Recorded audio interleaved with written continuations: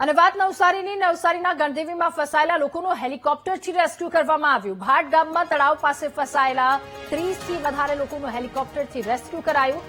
ગઈકાલે અંબિકા નદીનું જળસ્તર વધતા 30 લોકો અટવાયા હતા।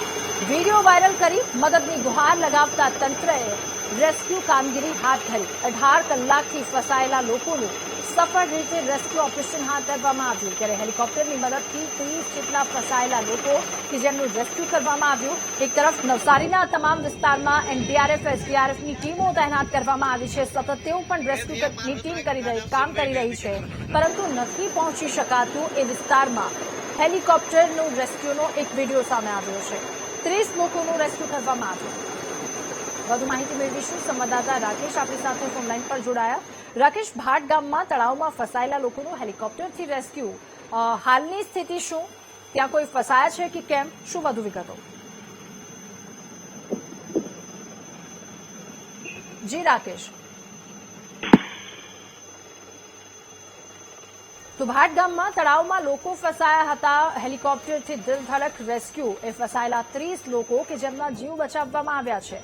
18 કલાકથી આ લોકો આ વિસ્તારમાં ફસાયા હતા।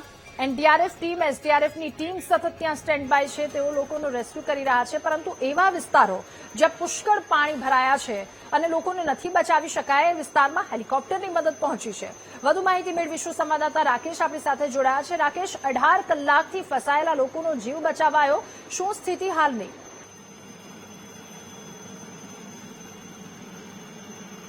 હલો, ગણદેવી તાલુકામાં ગઈકાલે ભારે પૂરનો સામનો તે વિસ્તારના લોકો કરી રહ્યા હતા અને ભાટ ગામ સમગ્ર પાણીમાં ગરકાવ થઈ જતા સાથે ત્યાં ઝીંગા ઉછેરના તળાવો આવેલા છે। તળાવો, અસંખ્ય તળાવોમાં જે મજૂરો કામ કરવા આવતા હોય છે, શ્રમિકો ત્યાં ફસાઈ ગયા હતા અને એમણે વિડીયો વાયરલ કર્યો હતો। આ તમામ હલો જી રાકેશ, આપનો અવાજ આવી રહ્યો છે, આપ જણાવો।